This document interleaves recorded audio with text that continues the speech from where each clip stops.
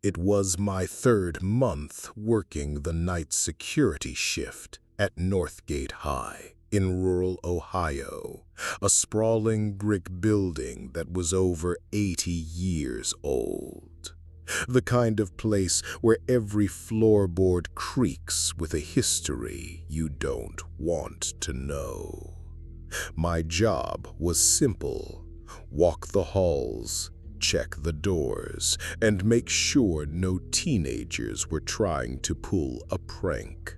The silence was the hardest part. It was a heavy, deep silence, punctuated only by the hum of the ancient fluorescent lights and the distant groan of the boiler. In those first few weeks, I told myself the fleeting shadows I saw in my peripheral vision were just tricks of the light, and the faint, cold spots I walked through were drafts from the old windows. I was a rational man, a former military police officer. I didn't believe in ghosts, but I was beginning to believe that the school itself was alive and didn't like being watched at night. I chalked it up to an overactive imagination, fueled by too much coffee and the profound loneliness of a 2 a.m. patrol. My perception began to shift when I started noticing the work of Mr. Abernathy, as I came to call him. The first time, I found the entire second-floor hallway gleaming, the linoleum tiles reflecting the overhead lights like a dark mirror. It smelled sharply of pine-scented cleaner. I hadn't seen any of the day crew stay late, and there was no one else on my shift schedule. A week later, a row of perpetually stuck lockers on the ground floor, which students had complained about for years, swung open and closed with silent, perfect ease, their hinges freshly oiled. It was always small things, impossibly thorough tasks completed in the dead of night when I was on another floor. I never saw him directly, just the results of his labor. I'd catch a faint squeak of a mop bucket's wheels from around a corner, but when I'd round it, the corridor would be empty, though a fresh, wet sheen on the floor would prove someone had just been there. He was a phantom of productivity, an unseen force of cleanliness that was beginning to deeply unnerve me. The true terror started on a Tuesday in late November. I was doing my rounds in the science wing when I heard a crash from the chemistry lab. My heart pounded as I sprinted down the hall, fumbling for my keys. I burst in, flashlight beam cutting through the darkness, expecting to find a broken window or vandalized equipment. Instead, everything was in its place, except for a dark, viscous puddle spreading across the floor near the teacher's demonstration table. It looked almost like oil, but it had a coppery, metallic smell that made the hair on my arms stand up. It wasn't there on my last patrol an hour ago. I radioed it in as a possible chemical spill, then went back to my office to grab the official cleanup kit. When I returned, less than 5 minutes later, the puddle was gone. The floor was not just clean, it was immaculately dry and polished, reflecting my own shocked face.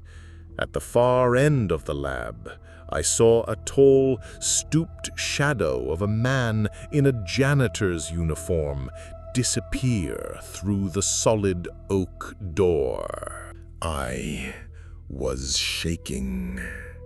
I knew, without a doubt, that the door he'd vanished through was locked from the inside.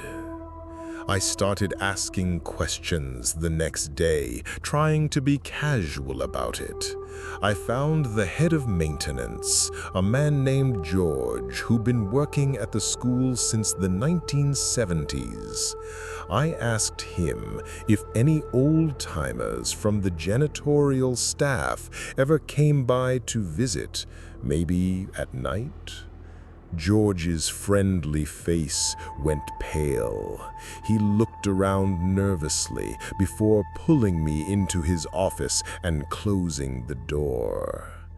He told me to stop looking for things that weren't there and to just do my job. His fear was more convincing than any ghost story. He knew something, and his refusal to talk made my blood run cold. I pressed him for 2 days, telling him I couldn't work there anymore unless I knew what was going on. I told him about the mopped floors, the oiled lockers, and the disappearing stain in the chemistry lab. Finally, George broke down. He told me about a man named Alistair Abernathy, a janitor who worked the night shift back in 1978. Abernathy was a quiet, meticulous man who took immense pride in his work. One night, a promising chemistry student named Kevin stayed late to finish a project, and there was a terrible accident, an explosion. The school tried to keep it quiet, but Kevin was killed instantly. Abernathy was the one who found him. He was devastated, blaming himself for not making sure the lab was empty and locked before he started his rounds. He felt he had failed in his duty to protect the students. He cleaned up the horrific scene himself before the authorities even arrived, scrubbing away the evidence of the tragedy with a desperate fervor, as if he could erase the event itself. He was never the same after that night, his colleague said. A few weeks after the accident, Alistair Abernathy hanged himself in the school's boiler room during his shift. He left a short note saying he was sorry he couldn't keep the school clean enough, couldn't keep it safe. He was still on duty, George explained with a tremor in his voice. He was still trying to clean up his one great failure, still polishing the floors and oiling the hinges, forever maintaining the building where he felt he had let a child down. The stain I saw, George said, was exactly where they had found Kevin's body. Abernathy wasn't trying to scare me. He was just doing his job, forever trying to scrub away a stain that only he could still see. The school wasn't haunted by a malevolent spirit, but by a profoundly sad and diligent one. I still work the night shift at Northgate High.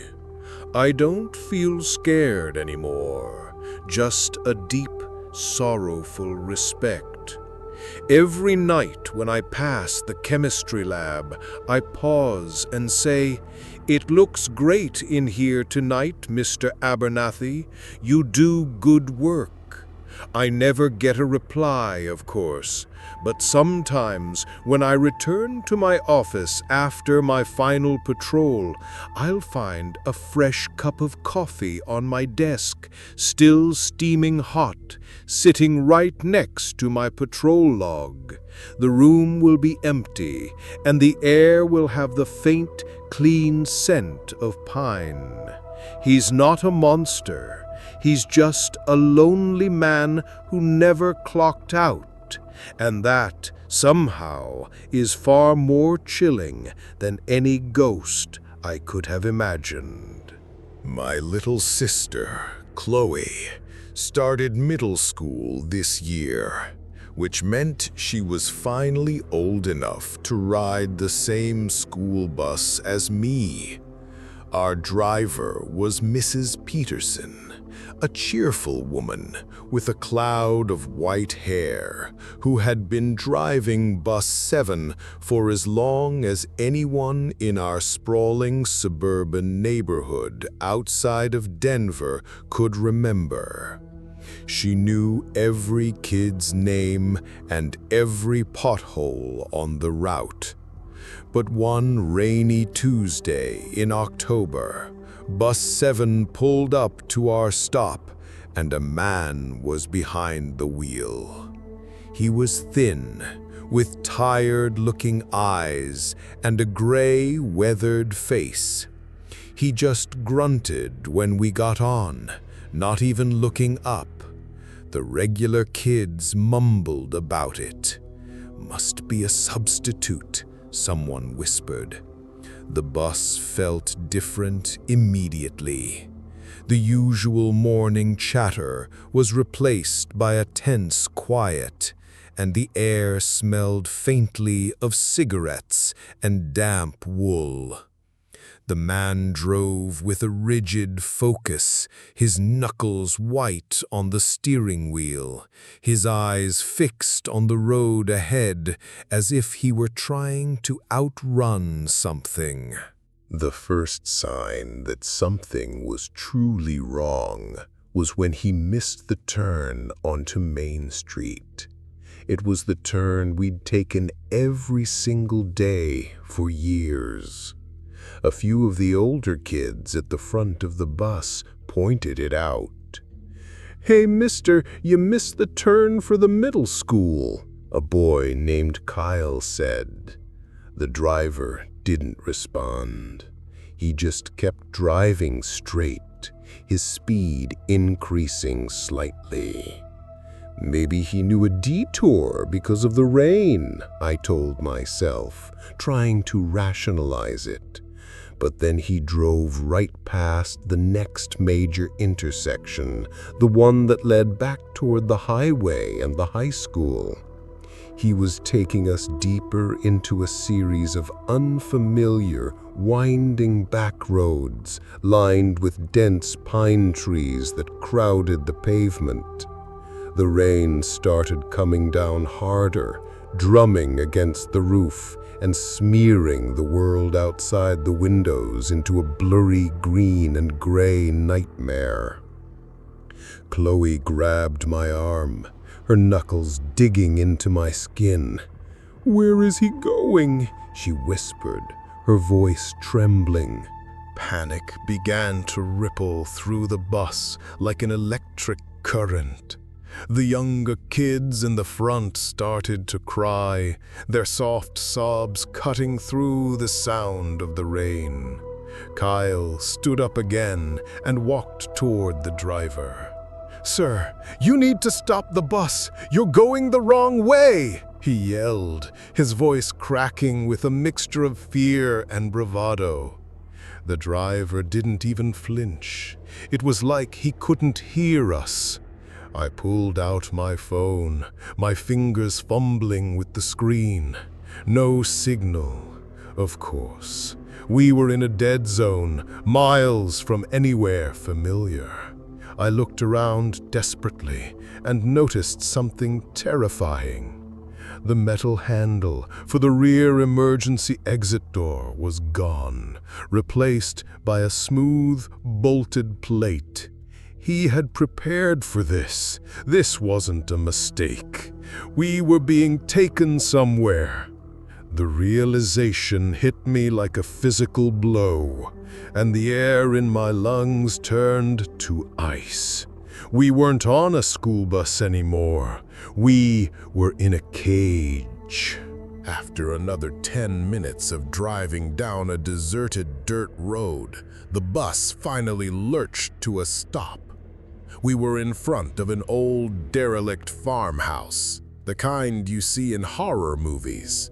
The paint was peeling, the windows were boarded up, and a rusty gate hung crookedly from a single hinge.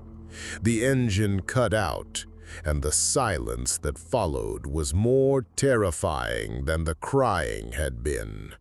The driver turned around in his seat for the first time, and a slow, unnerving smile spread across his face, revealing yellowed teeth. His eyes were wide and strangely blank. "All right, everyone," he said, his voice a calm, gravelly rasp that didn't match the insanity in his expression. "Time for a new lesson. Quietly now, single file." He reached down and picked up a heavy-looking canvas bag from the floor. He wasn't a substitute driver. He was something else entirely.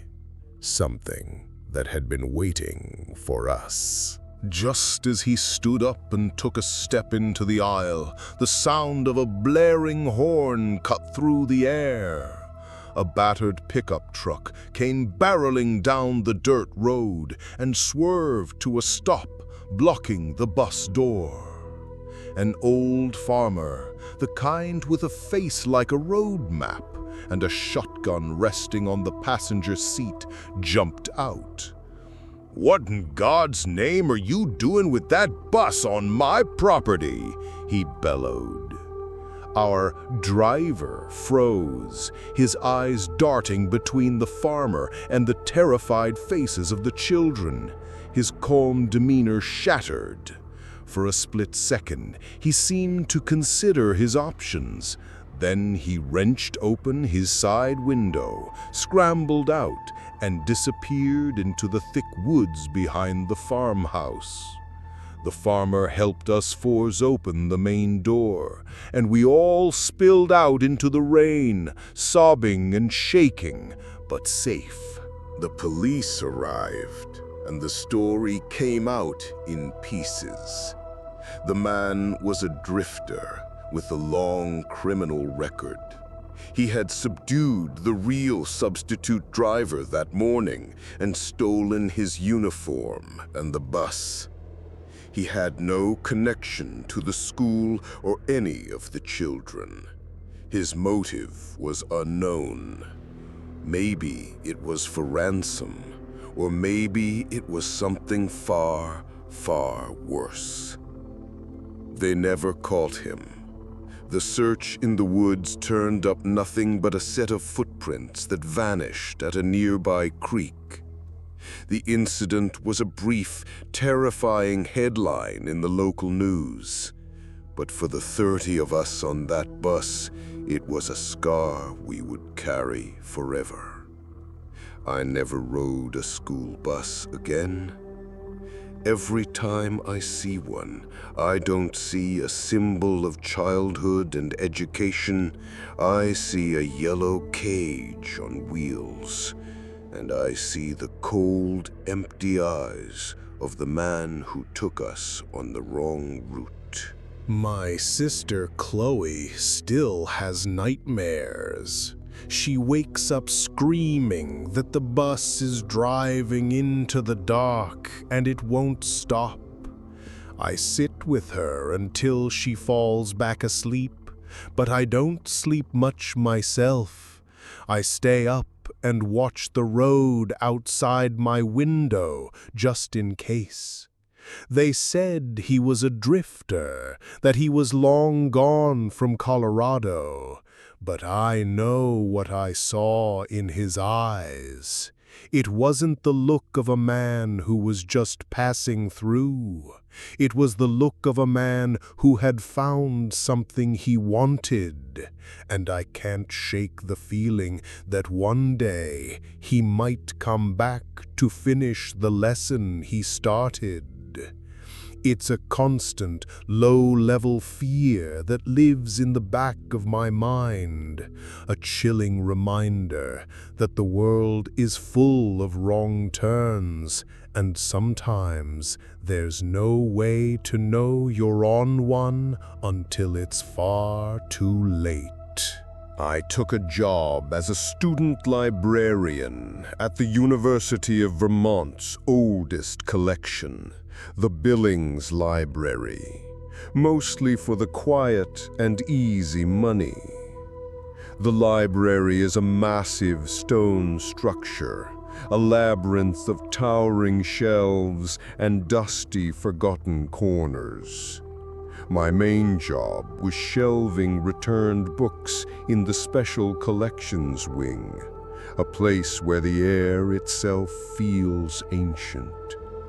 It was there, in my second semester, that I first found the book.